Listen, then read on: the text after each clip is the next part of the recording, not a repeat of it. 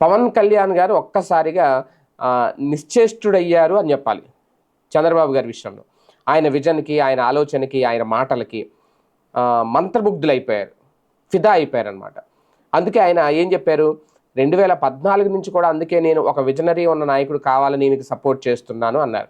2014 నుంచి ఇప్పటివరకు సపోర్ట్ చేస్తున్నానంటే మధ్యలో 2019లో సపోర్ట్ చేయలేదేమో అని అందరూ అనుకున్నారు. ఎందుకంటే ఆయన విడిగా బరిలోకి దిగారు.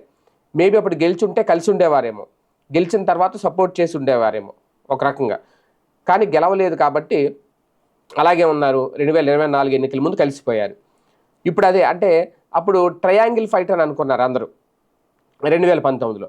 ఇప్పుడు ట్రయాంగిల్ ఫైట్ కాదు, అది నేను ఆయన వెనకే ఉన్నాను అనే చెప్పకనే చెప్పారనమాట. ఈ నిజం బయటపెట్టారు. ఒక సందర్భంలో చాలామంది అనుకున్నారు 2019లో పోటీ చేశారు కానీ బాబు గారికి సపోర్టు జనసేన, బాబు గారికి విధేయతగానే ఉన్నారని అనుకున్నారు అందరూ. ఇప్పుడు కంప్లీట్గా అఫీషియల్గా సపోర్ట్ చేసేసారు, అఫీషియల్గా కలిసిపోయారు. ఇప్పుడు ఖచ్చితంగా కలిసి గెలిచారు. రేపొద్దున్న ఇంకా ఇది 30 ఏళ్ళ పాటు ఉంటుంది అంటున్నారు. ఇలా కలిసి గెలవడం అనేది 30 ఏళ్ళ పాటు కంటిన్యూ అవుతుంది అనేది ఒక రకంగా. అది ఖచ్చితంగా ఇప్పుడు యాక్సెప్ట్ చేశారు ప్రజలు.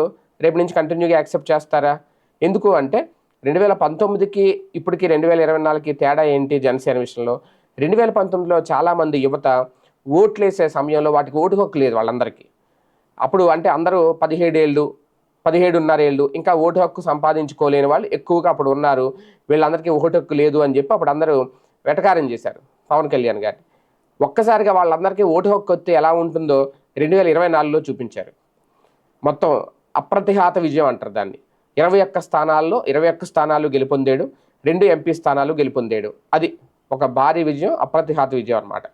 అది అంటే ఒక్కసారిగా ఒక యువతరం అంతా పవన్ కళ్యాణ్ వెనక వచ్చి నిలబడ్డారు 2019లోనే. అది వాళ్ళకి ఓటు హక్కు వచ్చి 5 ఏళ్ళ టైం పట్టిందిగా, 2019 24. ఈ లోపల వాళ్ళందరికీ ఓటు హక్కులు వచ్చేసినాయి. ఇప్పుడు వాళ్ళందరూ గుద్దేశారు కంప్లీట్గా. వాళ్ళ వల్ల తెలుగుదేశం పార్టీ కూడా గెలిచింది. నిజంగా పవన్ కళ్యాణ్ గారు చెప్పిన లాజిక్ కరెక్టే. మొన్న ఏంటి 40 ఏళ్ల పార్టీని మేము నిలబెట్టామని ఖచ్చితంగా నిలబెట్టారు. కానీ ఇంకా ఆయన నిలబడాలని కోరుకుంటున్నారు. అది పవన్ కళ్యాణ్ గారికి అద్భుతమైన విజయం.